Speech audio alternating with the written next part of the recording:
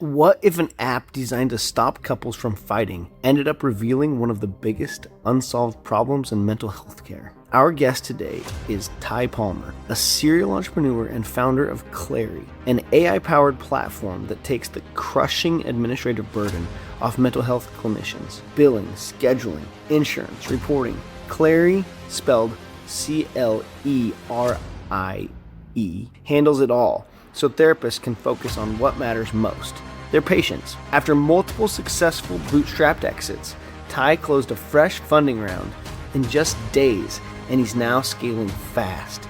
He even made it to the final round on Shark Tank along the way. Ty Palmer, welcome to the show. Startups with Stu is a podcast for anyone living or wanting to live the startup life, either as a founder or a team member. Your host, Stuart Draper, was a 9-time Inc. 5000 honoree before age 40.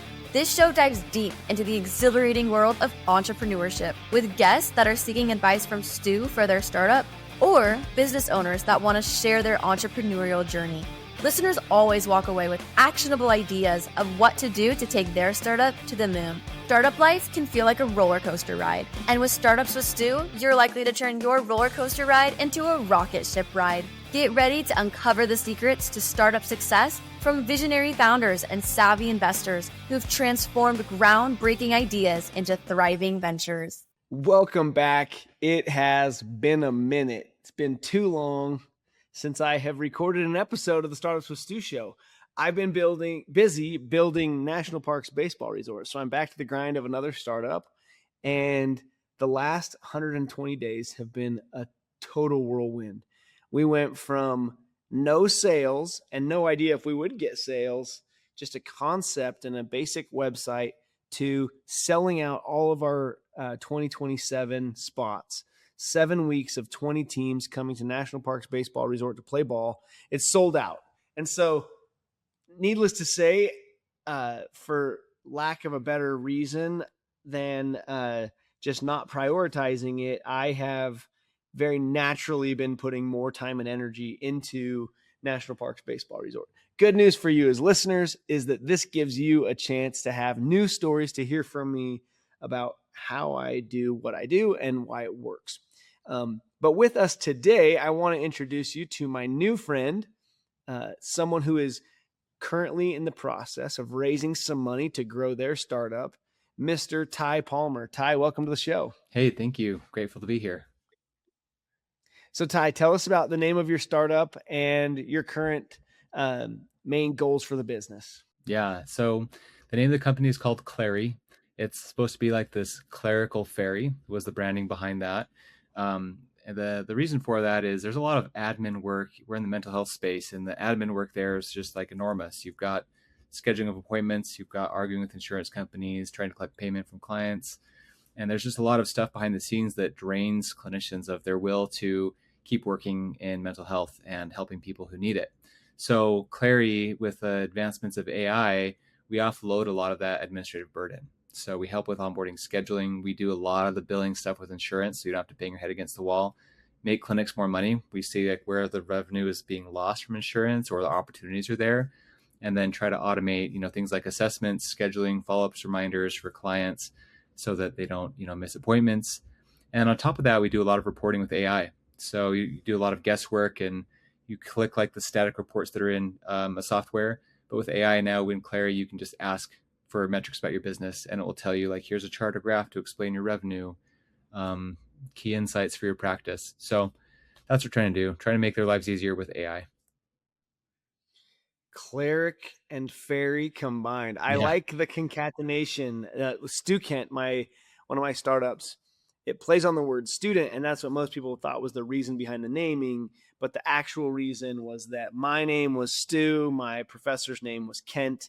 I came up with the idea when Kent asked me to come back to my alma mater and teach on his behalf. So that's where I came up with the idea for Stu Kent. So fun to hear that similarity. And so if you're a budding, aspiring entrepreneur and you're looking for some inspiration for the name of your business, you might consider some sort of marrying of multiple words. It can work well and create your own invention of a new word.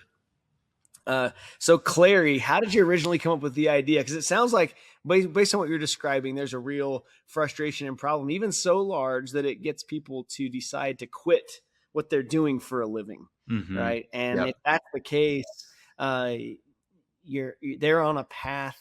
Um, they're on the wrong path if that's where they're at, and you can help them get back on track. And from a financial perspective, you can in turn help them make a lot of money and choose to keep making money and make more with everything that you're offering. I like that in a business. So, but tell me how you came up with the idea. Yeah, I mean, a lot of it, one thing led to another. So we started actually building an app called Donkey Chats. Donkey Chats was this like fun idea that I was working on with my co-founder Nathan Gunther, who actually worked for Stukent Mm-hmm. back in the day. So you might know him. Yeah. So Nathan and I were talking about this like way where you can use AI to help couples fight less. You can detect tone of voice and it plays a donkey sound when things get heated. And it was really funny. Started to take off. We thought like, hey, maybe this could be a viral product and a really funny video. The people who loved it the most were therapists, like using this in therapy for couples therapy. And, they wanted this to be homework assignments at home. And when I was meeting with these therapists, I'm a product manager. I always ask people like, tell me your worst part of your job. Like, what do you hate about your daily job? And oftentimes it would come up like, oh, insurance. I'm like, well, Donkey Chats can't fix that. But they're like, I love Donkey Chats. I just wish it would integrate in my system. I don't want another software. I'm already paying for this, this, and this. And so after meeting with like hundreds of different therapists who are using Donkey Chats, and they kept saying, oh, I wish that it was in my current EHR, my electronic health record, it's kind of like became clear that that was a pain point, and that the current systems out there, not only they wish there's an integration, but there's just some lack in like innovation in the industry. So Donkey Chats was existing. We were actually exploring ways like which way do we go. We got on Shark Tank. We were at the last interview on Shark Tank and talked to a friend and mentor, Corbin Church, and I was evaluating options with him, like which way do we take this? We have this university route, we have B2B, we have Shark Tank, B2C. And he's like, I've got another option for you. Why don't you come help me build this other technology and mental health? And I was like, nah, you've got to actually build the whole platform that they want. And he's like, all right, well, come build that for me. And we thought about that. And we're like, no, we're not for sale. Like, we don't want to hire, we don't be a dev shop. And it turned into basically a purchase of Donkey Chats. Like the only way we're going to walk away is like we roll this up into something bigger. And so that's how Clary came to be.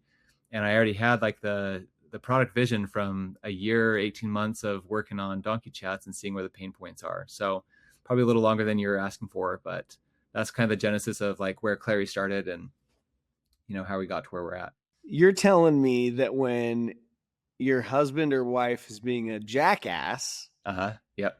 a donkey, Yeah. you can it will make a hee-haw sound at them. Oh, absolutely. Is that right? Yeah, for sure. Am I following You can this use it correct? today. Yeah, it's awesome. So I can go to the Play Store and download the Donkey Chats app. Yeah. Turn on the live tone of voice analysis. Yeah, it tells you when you're being an ass. Yeah, it's funny. And it'll say like the level of ass that you are. So it will play and say like criticism detected 0.87, and you can see your like transcript of your conversation and see like what parts of your conversation were triggered.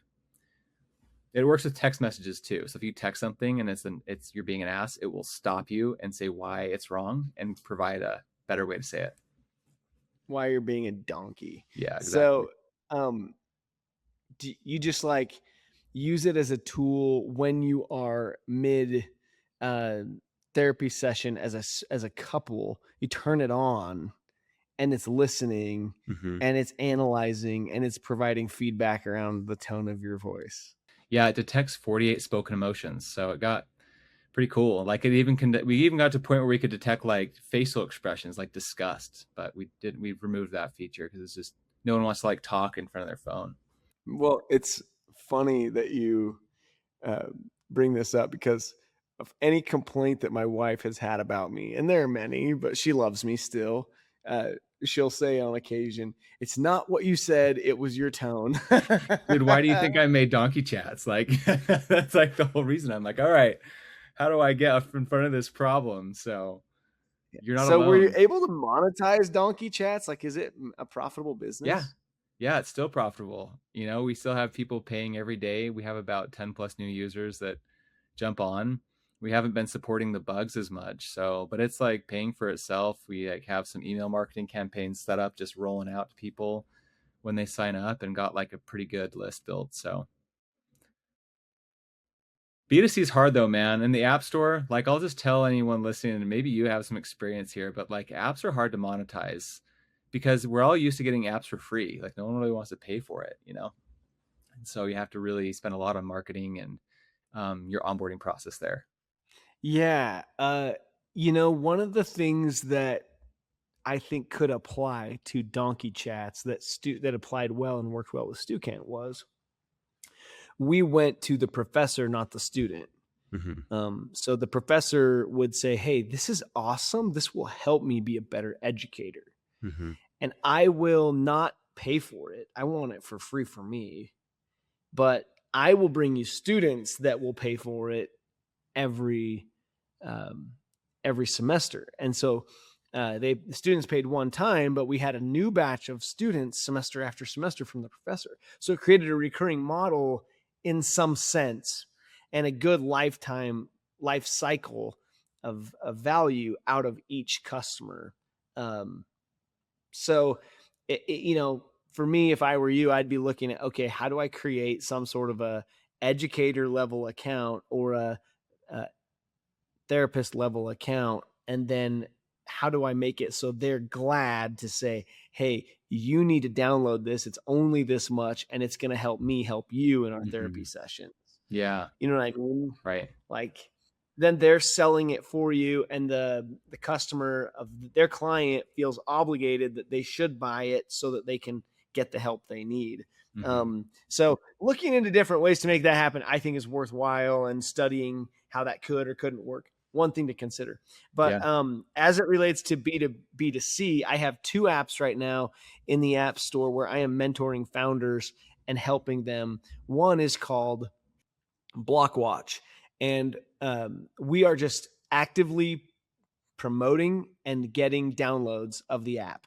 And right now, we're still having to pay like $1.30, but we started like a dollar. We started like $10, and then it quickly got down. We were like, "That's not sustainable," but we got it down to where it was like $1.80, and now it's down to $1.30. And we're continuing to lower the cost to acquire each download. And what's really critical that so far what we're seeing is like you have to spend some money up front to get users to tell you what they love and don't love, and what they like and why they leave and all that stuff. Mm-hmm. And so we're in a phase of choosing to afford that so that we can learn what works, what doesn't, what they care about, what makes them willing to share it with friends. Because $1.30 download is one thing, it becomes 13 cents if you can get 10 people off of that one download, right? If you can get that one person to share it, you have a viral coefficient of 10. Now all of a sudden, instead of $1.30, it's 13 cents. Mm-hmm. So there's some things to consider for you from a B2C perspective. I don't have it all figured out, and I have not made my money off of uh, B2C app sales yet. So those are some things we're trying. Another thing I'm testing with Swintros is not paying for downloads, but rather going to market and telling people, here's our mobile app. Will you download it as an employer you're looking to hire, you're recruiting? Let us help you make that experience better. That app is called Swintros. And we may decide to pay for some downloads and things in that regard, but right now we're just going, it's more of a B2B play with a B2C secondary model. You get the uh, new employer that's trying to onboard and recruit to download the app for themselves, and then for them to tell everyone else, all their new hires, hey, you need to download this so that you can do your video call interview.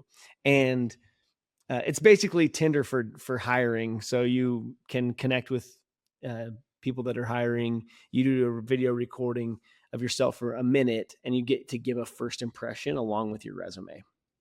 That's Uh, very cool. and then they can decide to spend 15 minutes or an hour with you later in a full interview. But in the process, they shrink that time that it takes to get to who are the right people to interview. And anyway, so those are the two mobile app experiences that I have so far. Still very young and rookie, and so you've probably tested and tried more than I have.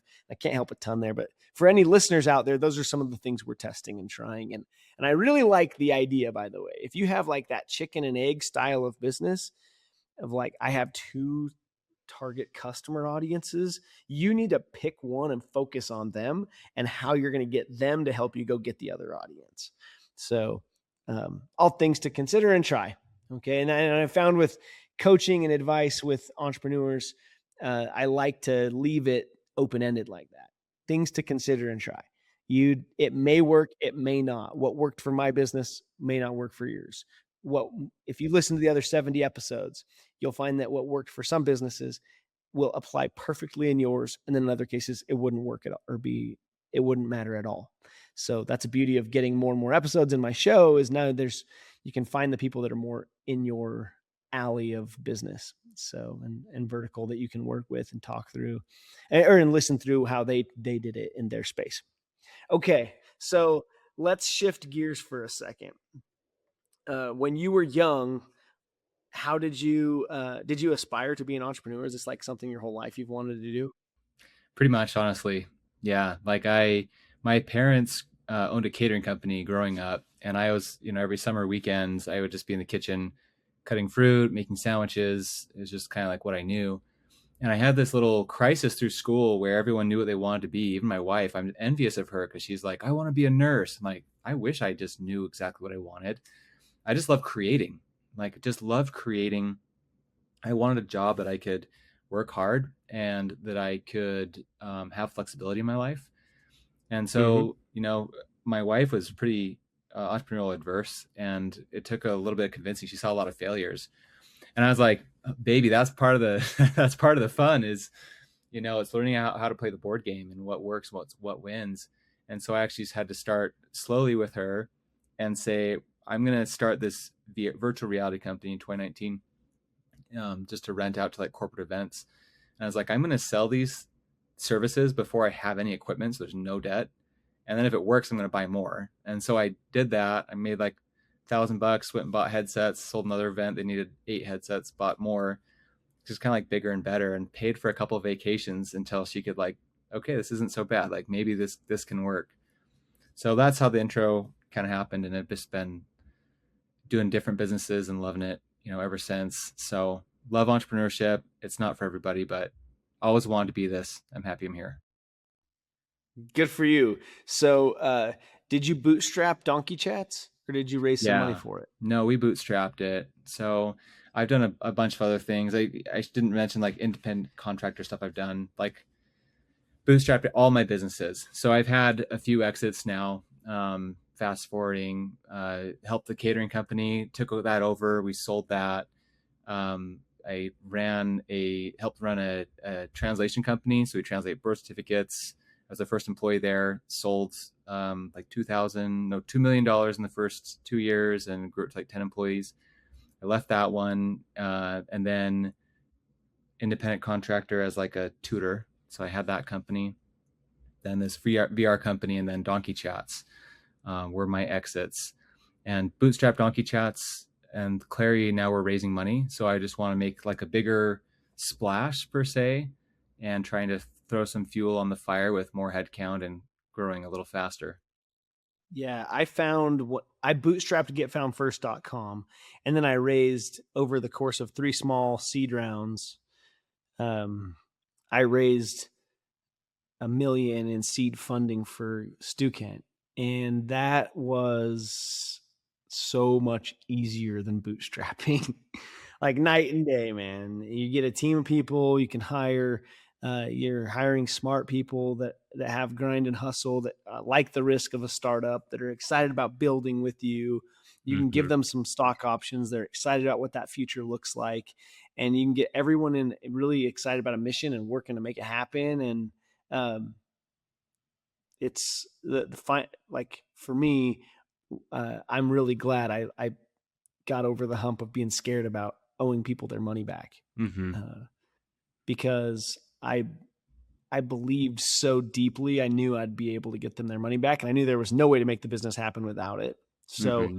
uh, I think you'll find, having bootstrapped, that it's a lot easier to build this time with Clary because of that.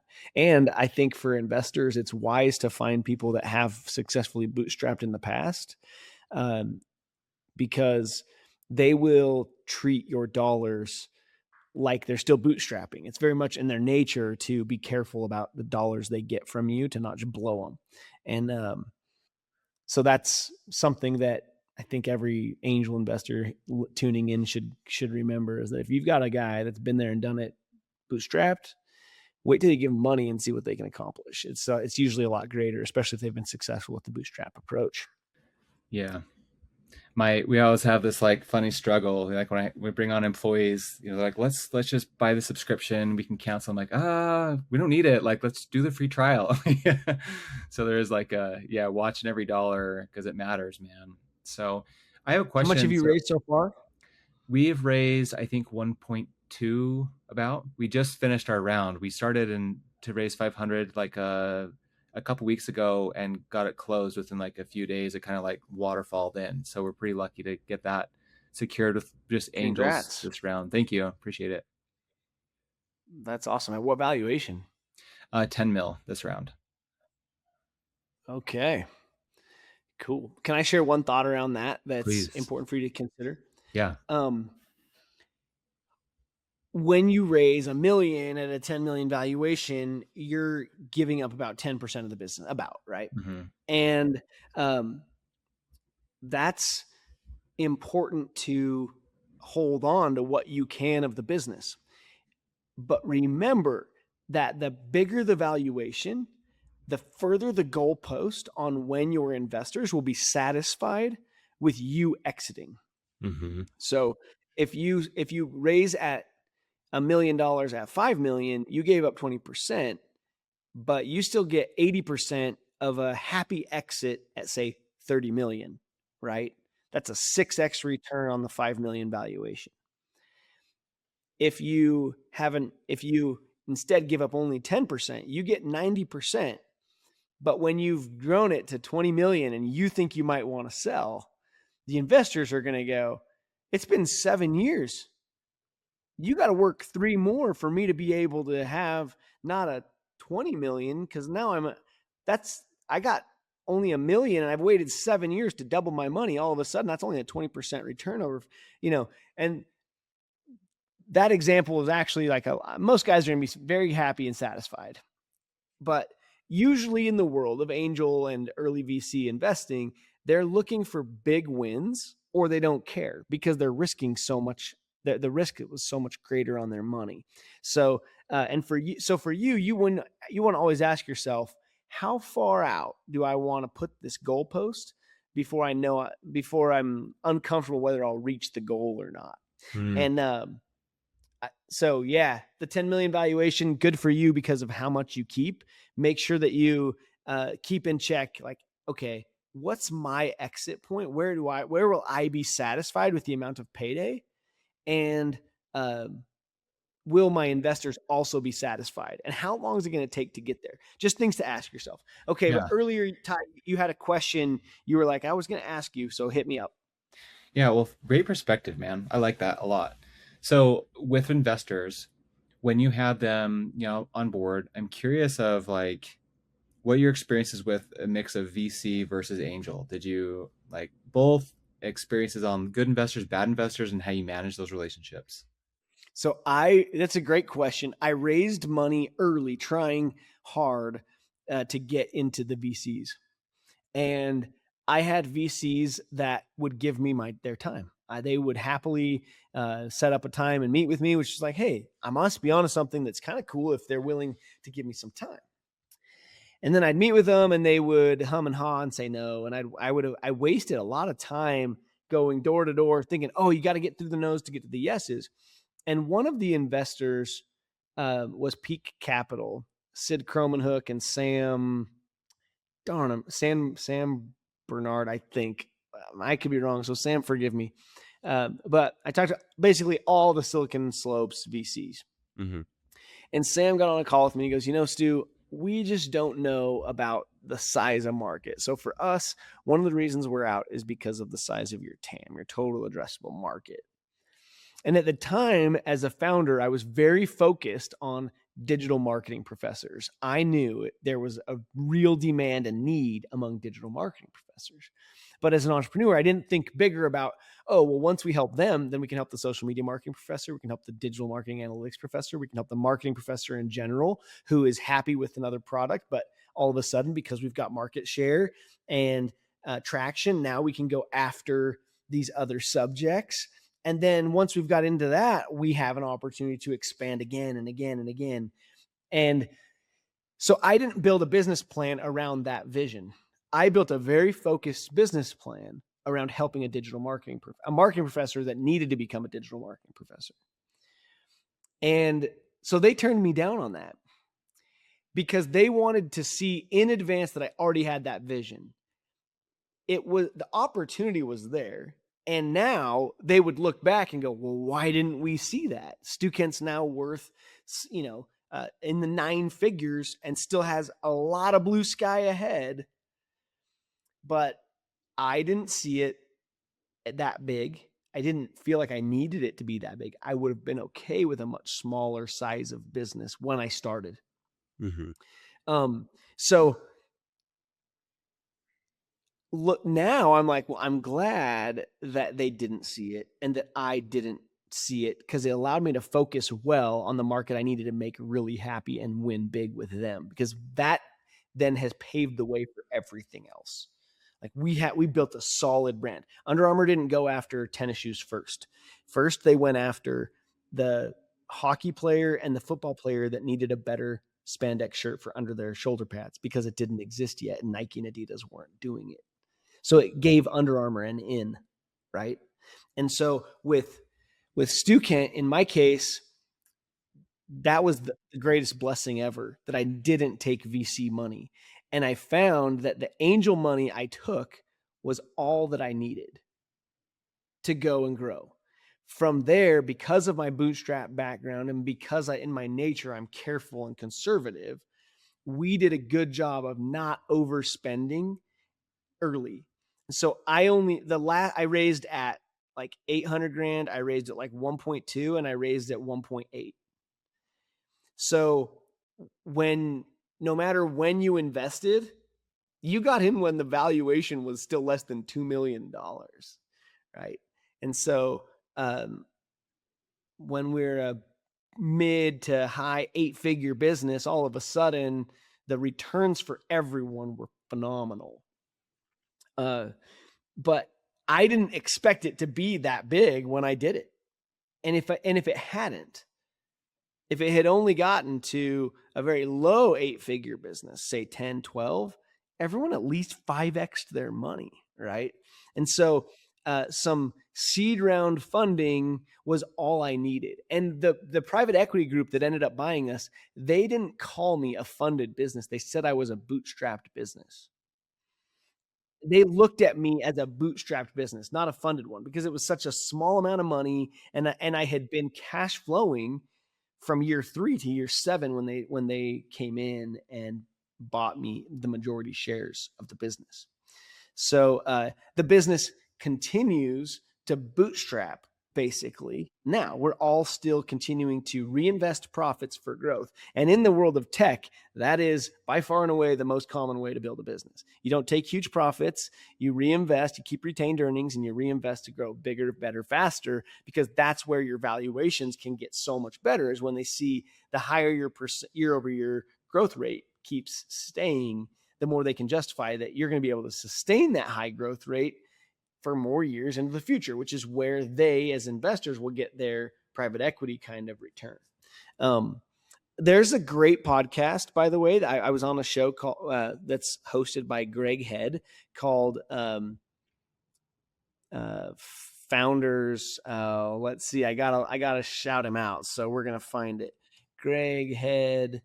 It's like Practical Founders. So go check out, if you haven't yet, this show, Practical Founders by Greg Head. And he tells story after story of founders that sell in the 20 to 80, 20 to 100 million range. And the founders owned the majority and they were very happy with their exits.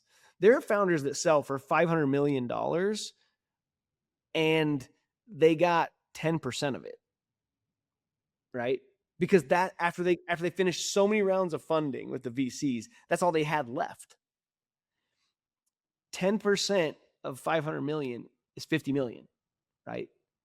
If you can grow the business with you continuing to hold majority control, you don't have to deal with all the messy, boring, staunchy board meetings of a VC, and you can grow to a level where all the original investors are quite happy with the returns, and you as a founder are very happy with the returns at 50 to 80 million, right? But when all they bring in all those VCs and all of a sudden you're not happy, they're not happy until you're 500 million or more. And you go, well, I worked hard to be able to give all of you guys 90% of my thing that I started. It's that, and I could have had that same 50 million without all the headaches, without all those meetings, right? So this is a really good question and a great conversation that I hope a lot of founders are paying attention to if they're in the game of like, how much do I raise? When do I raise it? And I'm happy to take another couple of minutes and finish along these lines with other questions you have around that, or if you have a different direction you want to go with the last couple minutes. Ty, what do you think? Yeah, I mean, I'll hit you with one more. You can keep it brief if you, I know, depending on the answer. So we're at the stage now we're hiring another salesperson and like another customer specialist, onboarding specialist. What do we do to get like, where's the balance? Like, would you hire right now for top talent because they're expensive, right? Or do you hire someone that like you can teach? What's the balance there for getting like enterprise sales deals closed? Do you already have one that's really good at it? Yeah, we have one. He's not like, he hasn't done B2B SaaS before. So I'd say he's like learned how to do it. And so I'm thinking maybe we bring in someone that has more domain expertise in this market and like maybe knowledge is what we hire for rather than, you know, another head. So there's like a balance there of just like, yeah, cost and skills, I guess. Yeah. Yeah.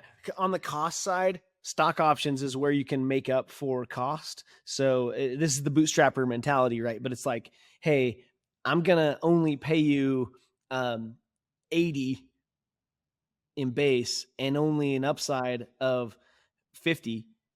But and I know that in your last job, you had a on target earnings potential of 300 grand. I want you to be willing to earn $170,000 worth of shares, right? In year one, that's what you got to do for me.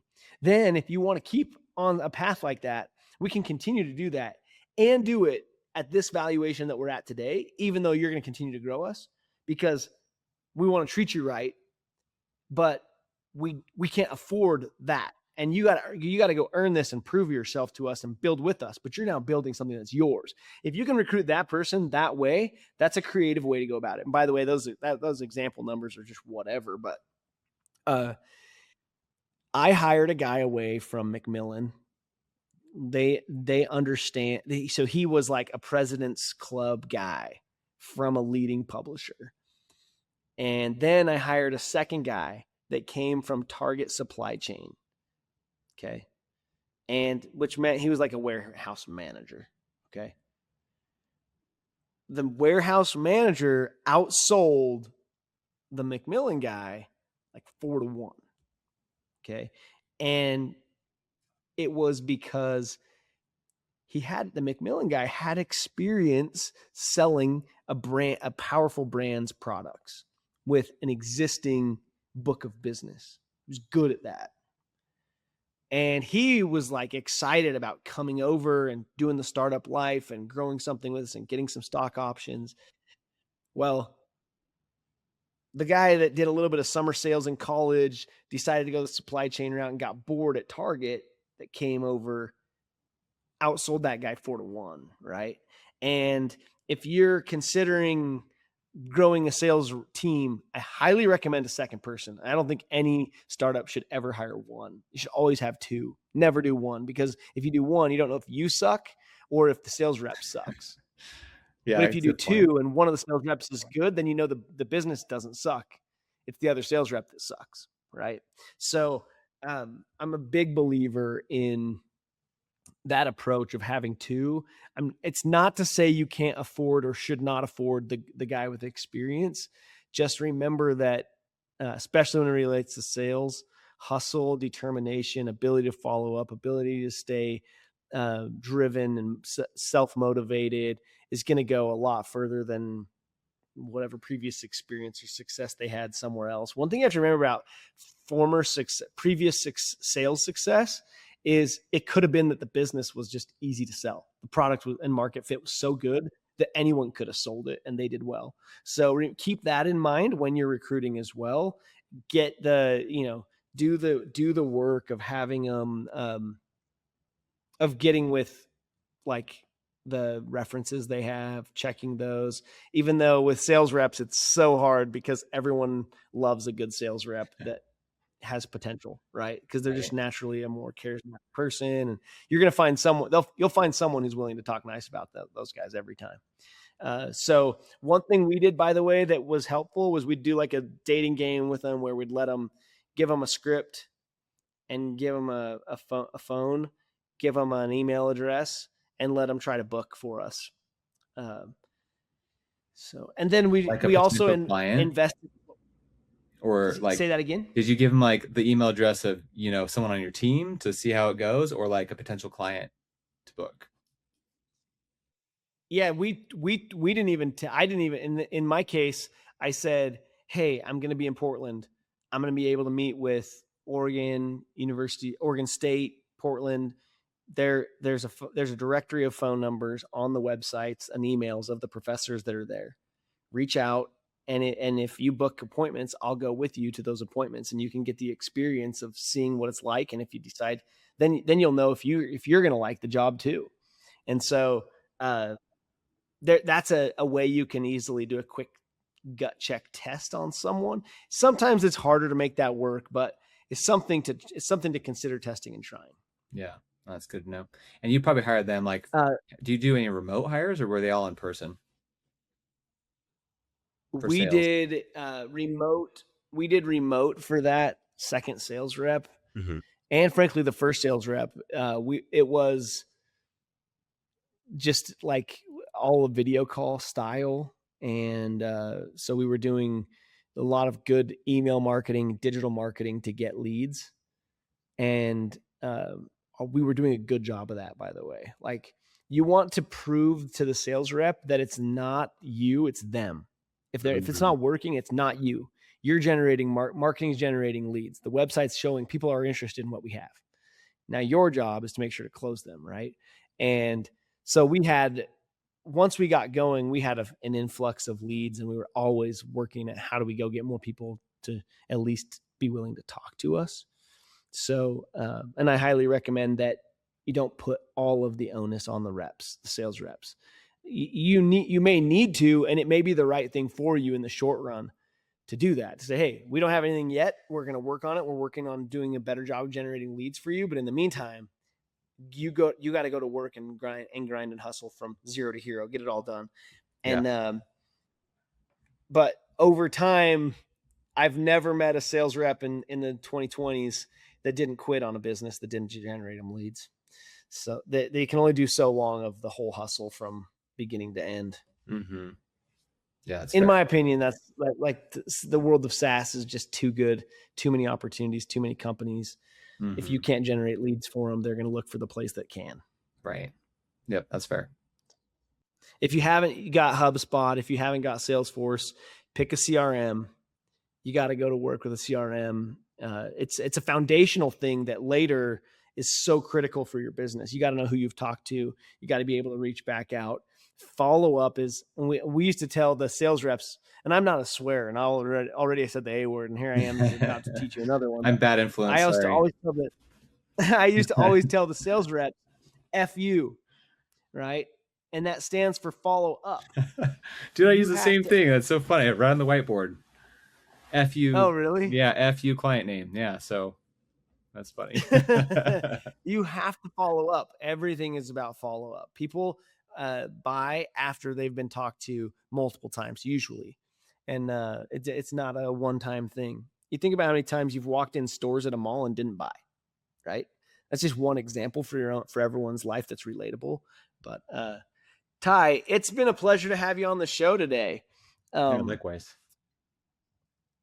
As far as the way for people to get more information about maybe investing with you in the future, the way for people to connect with you on LinkedIn, the way for people to try out the donkey chats or to reach out for if they're in the mental health game and they listen to my show, give us some information. How do we get in touch? Yeah, I appreciate it. I mean, I'm on LinkedIn, Ty Palmer. You can search me up. Donkey Chats is just how it's spelt. It's on the App Store and Google Play. You can also find Clary, so CLER.IE, so Clary.ai. And that's our website. If you know any mental health professionals that want to keep more of the revenue, then send them our way. We've got a great product, make some more money. It's probably going to save them a ton as well. Fantastic. There you have it, folks. Ty, congratulations on what you're building and the success raising the money, man. Good for Thank you. Especially that it came fast and you get back to focusing on building. Yeah. It's awesome. Keep up the good work. Okay. Thanks, Stu. Appreciate it. Thanks for joining me on Startups with Stu. We have big goals to help millions of entrepreneurs. If you enjoyed this show, please take a minute to share it with someone else that needs to hear it, or leave a review. Remember, success is within reach for those who dare to dream big and take action. Until next time, keep pushing forward on your entrepreneurial journey.